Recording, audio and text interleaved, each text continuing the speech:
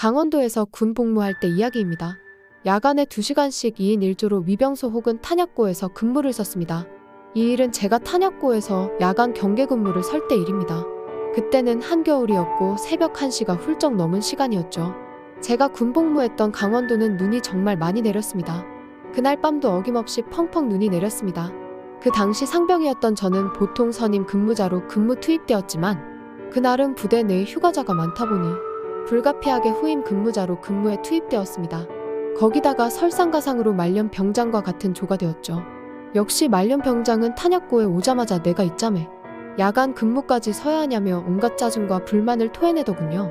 한참을 떠들다 지쳤는지 말년 병장은 꾸벅꾸벅 졸기 시작했고 결국 저 혼자 근무를 서게 되었습니다. 그렇게 눈이 내리는 새벽에 졸음을 참으며 근무를 서고 있는데 저 멀리서 검은 사람 형상을 한 물체가 탄약고로 다가오는 게 보였습니다.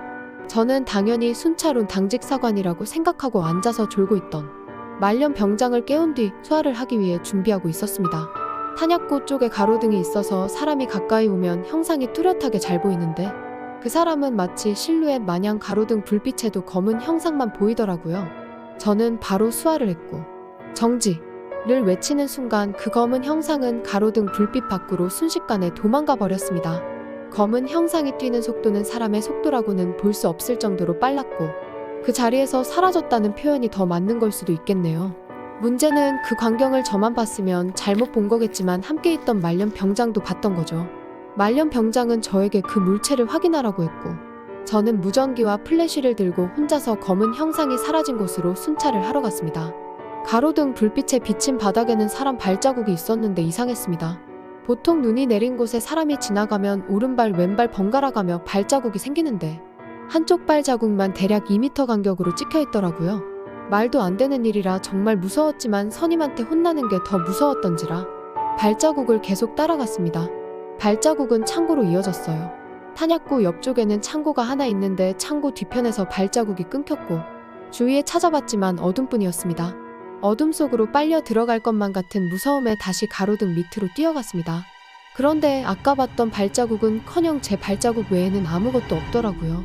눈에 찍힌 발자국이 아무리 눈이 많이 온다 한들 눈보라가 치지 않는 한 쉽게 사라질 수가 없습니다. 헛것을 본 건가 싶어 초소로 들어가니 말년병장이 저를 보더니 미친 듯이 비명을 지르다 픽 쓰러지더라고요. 다행히 근무교대 5분 전이라 당직병과 근무교대자들이 와서 있었던 일들을 인수인계한 다음 말년병장은 의무대로 보냈습니다.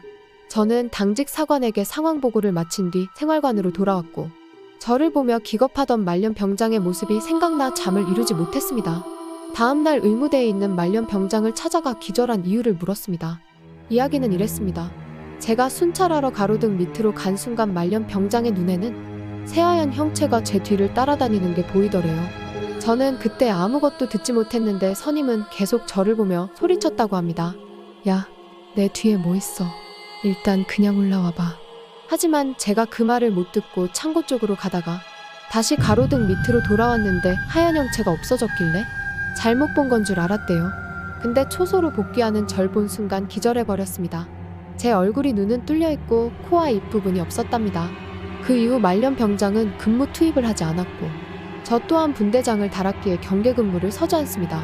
하지만 그 뒤로도 그 탄약고 초소에서 귀신을 봤다는 이야기가 들립니다.